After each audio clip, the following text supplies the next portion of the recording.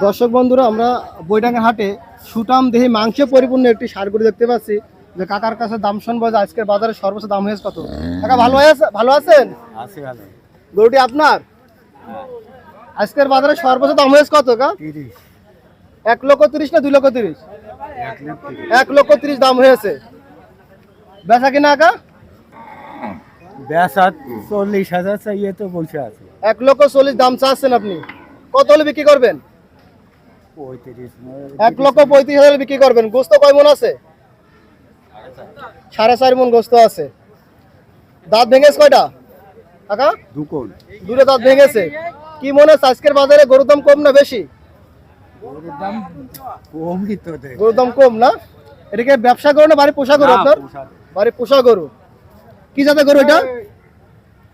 দেশি দেশি গরু, দেশাল।